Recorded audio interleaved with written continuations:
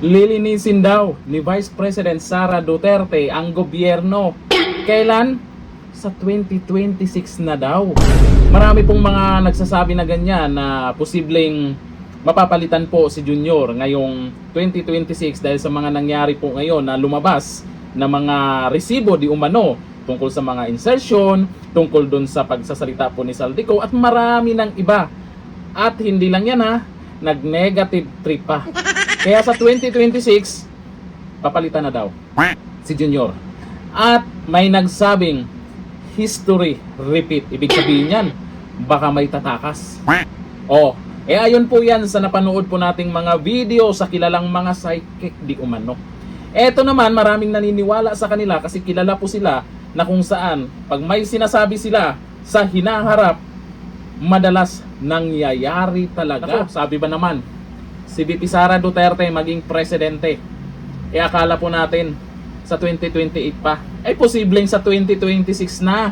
Nako, yung mga pink ina at yung mga loyalista nga, hindi po kayo pinipilit kung maniniwala kayo dito sa kilalang mga psychic na to. Kanya-kanya po tayo ng paniniwala.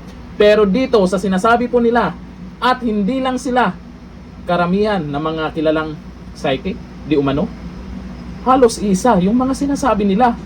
Alangan naman sasabihin yung DDS sila. Hindi naman, di ba? So ito, panoorin po natin kung ano yung posibleng mangyari sa 2026 na kung saan ito yung kinakatakutan ng mga buhaya, ng mga magnanakaw dyan. Sigurado maghihimas-rihas talaga yan. Ito, Lilinisin niya. Pag sinabi kong lilinisin, mula doon sa mga taong alam niya na hindi maganda, kung kurap man yan, parang nakikita ko maglilinis talaga. Sakali man si Sara ang magiging presidente, no? Kung sakali man nabago ang takbo, di ba? Busy siya ngayon at nagkaroon ng itong natin transition or revolution ba tawag din. At siya ang pumalit. Lilinisin niya yan. Iibahin talaga. May nakaplano na talaga sa kanya. Narinig niyo yun? Lilinisin niya. Malamang talagang marami nang nagkakalat ngayon sa gobyerno kaya kailangan ng linisin yan. Ito, dito sa sinasabi nila ay mukhang meron talaga tong katotohanan. Depende naman yan sa mga naniniwala po dito sa mga ganitong mga hula at mga nakikita di umano nila sa posibleng mangyari. Wala naman silang sinasabing sigurado nang mangyari. Ito lamang ay sa nakikita nilang posibleng mangyari sa 2026. At kung iisipin naman po natin sa nangyayari pa lang ngayon, mukhang posible nga. Mukhang pwedeng magkatotoo nga. Negative na, di ba? Sino pa yung naniniwala sa kanya?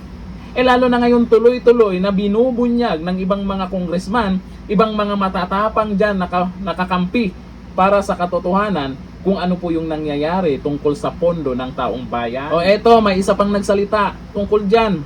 Ito yung video. Yung pinakita sa akin sa year 2023 na nagbigay ako ng prediction sa mangyayari, magulo talaga siya. As in, wag naman sana mangyari yung history repeat itself, no? Pero papunta siya doon. Flood control pa ba? Magiging problema? Meron pang Meron pang sasabi? meron pa. Kaya paglabas ni Saldico, kaya hindi talaga nila ilalabas yan. Kasi sobrang mas magulo ang mangyayari. Yung sinasabi niyang history repeat, meron kayang tatakas na naman at papalitan? Nako, mukhang magkatotoo. Dito nakikita po natin na itong mga sinasabi nila siguro isang dahilan to kaya maraming naniniwala sa kanila. Maraming mga nagko-comment dyan na mangyayari talaga yan. Ito lang naman, sinasabi lang nila sa posibleng mangyari ha sa 2026. Baka may mag-iiyakan na naman. Baka meron na namang magngangaw-ngaw dyan. Galingan nyo pa.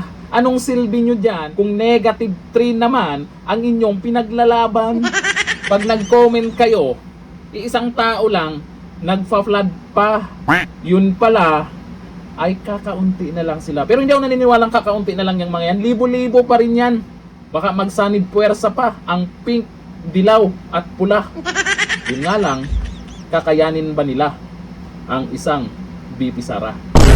Dito lang, thank you. Bye-bye.